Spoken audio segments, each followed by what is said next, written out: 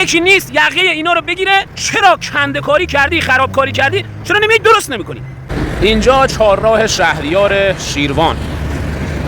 اینم میبینید دیگه وضعیت کار عمرانی که آوردن، لچیگه اینجا اضاف کردن، یک بلوار اینجا اضاف کردن. چند وقت قبل؟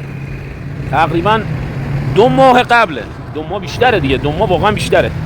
خب ببینید دیگه وضعیت رو نگاه کنید. در یک چهارراهی که اونقدری شلوغ و پرتردد اومدن این لچیگی ها رو اضاف کردن. اینم وضعیت دیگه، نگاه کنید چاله ها رو ببینید این جدول ها رو عوض کردن. اینم وضعیت. خب اینا اگر به قول یکی از دوستانی که تو کار عمرانی شهرداریه میگفت رحمان جان اینا باید نشستشو بکنه بعد ما آسفالت کنیم.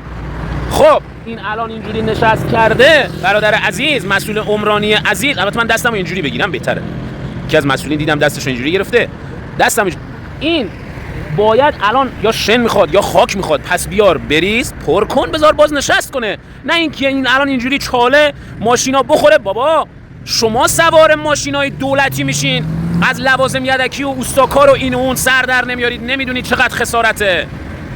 من مردم عادی، این آقا، اون آقای تاکسی، اون آقای آژانس، اون خانم سرویس مدارس، اون آقای سرویس مدارس هر روز داره تو این چاله ها میخوره. آقای شهردار، آقای معاون عمرانی، آقایون عمرانی فرمانداری، این که شما میگی ما داریم رصد میکنیم از طریق گوشی مشکلات رو، این چه رصد کردنیه که الان بیش از 2 ماه اینجا رو کندن؟ چرا نمیای اینجا بگی آقا اینجا رو پر کنید یا آسفالت کنید؟ خب بعد امید نوری دلدار عزیز میاد میگه رحمان یکم ملایم‌تر صحبت کن. خب امید جان خدایی میشه ملایم صحبت کنید؟ 2 ماه الان گذشته اینا نیومدن پر کنن. نگاه کن خدا وکیلی، نگاه کن وجداناً، نگاه کن خیابون اصلی سر چهارراه، بعد چجوری ملایم صحبت کنی؟ آخه چرا مسئولین چیزی رو خراب میکنید سری نمیاین جمعش کنید درستش کنید؟ فقط تو خرابکاری خدای خوبین. بابا اگر قرار اینجوری کار کنید بعد به امون خدا ول کنید، کار نکنید. به والله قسم اون حقوقو بگیرید نوش جونتون ولی کار نکنید. چه طرز کار کردنه؟ مسئولین نظارت و بازرسی هم که خواب بگیرین، تخت بخوابین، حقوقو بگیرین.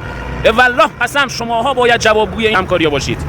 کمکاریه دیگه. آقا خواهشاً یک کاری رو انجام میدین سریع بیاین جمعش کنید درستش کنید. بعد میگن رحمان تو چرا بلند صحبت میکنی؟ تو چرا نمیدونم با لحن تون صحبت میکنی؟ با لحن ملایم هم میشه صحبت کرد. الان کوچه خیابونای شیروان هم همینه، اومدن برای طرح فاضلاب اگو کندن و همون خودم ول کردن. یکی نیست یقه اینا رو بگیره میگه آقای شهردار، آقای نمیدونم آب و فاضلاب، چرا کنده‌کاری کردی، خرابکاری کردی، چرا نمیای درست نمیکنی؟ این درست نیست که. میگم سر این چهارراه نگاه کنید. آقا این چرا باید اینجوری باشه؟